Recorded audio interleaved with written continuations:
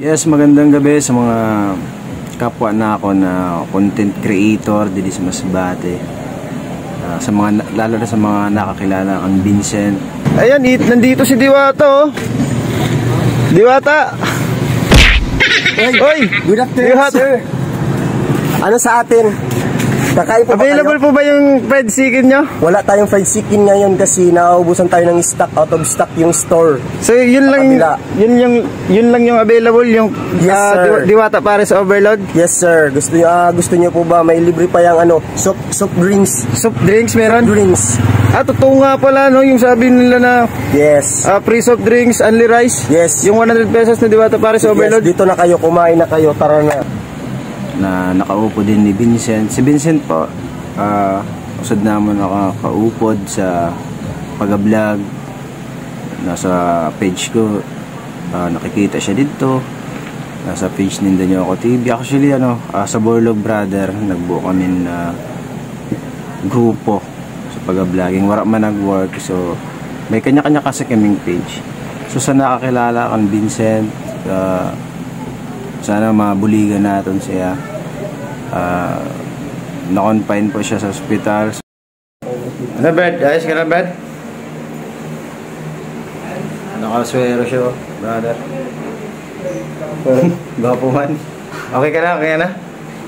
Gaya, nagtaba-taba ka, Bert? Di yun? Kaya neklo mo, no?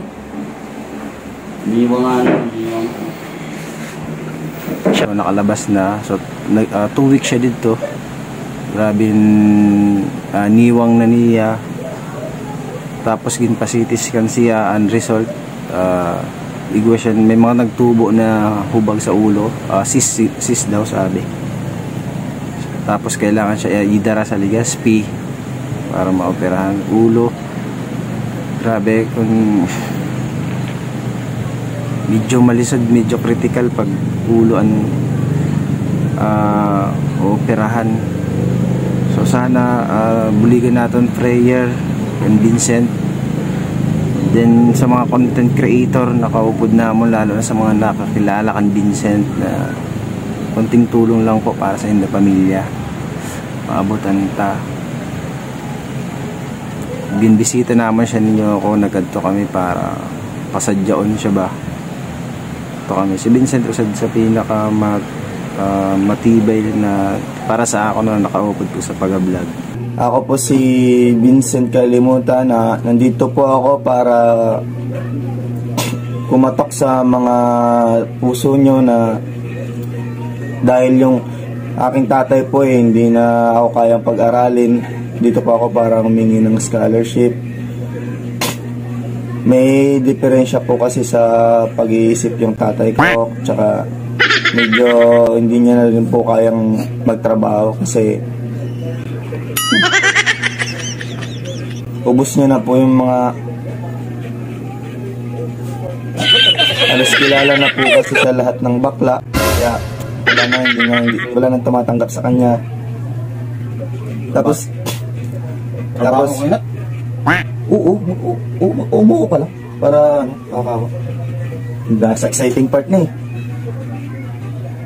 Tapos kilala na din po siya ditong akyat bahay, kaya pag naglalakad-lakad siya ng gabi, inuhuli ka agad. Wala na, hindi na talaga makapag-racket yung tatay ko. Hindi ka dahil, hindi ganyan. Sige, mag-uho ka lang, parang nakakawa tayo. Paiyak na. Na-upload mo yan? Hindi naman. Paano ka makukuha ng skala niyan? Maawa yan, siyempre maawa ka. Wawa naman yung bata, pag ganun pala yung tatay. Balay mo kung nanakaw yung tatay. Kunin. Galing ha? Jack, kunin ka pa sa ano. Hindi sa ikaw, may ano ka rin. Sige. Ngari kakat po. Tsaka po, nag-bouncer din po siya sa club, sa isang club. Tinanggal po siya doon kasi lahat ho ng mga dancer doon binubuntis niya. Kahit po mga ano ba? Hindi ako mabaero. Brother Vincent, sana makarecover ka. Sana gumaling ka, ipapag-pray tayo ikaw, ipapag-pray ka namon. Waran imposible kan Lord. Sana makarecover ka,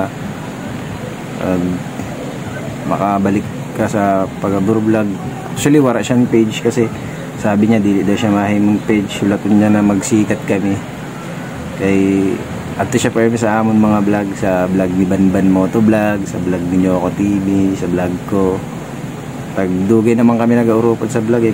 Vincent, pagaling ka, ipapag-pray ka namin sa mga nais magpaabot ng konting tulong sa kanya, sa mga followers din niya, no? Sana maabutan natin siya kahit konting tulong lang para sa pamilya niya. Kailangan siyang idala sa Legazpi for operation, sabi. Sana maging maayos ang lahat, sana maging okay na siya. Grabe, nakakalungkot. Yun lang. Grabe, solid. Let's go. First time kong makamit. Ano lang ako, boss.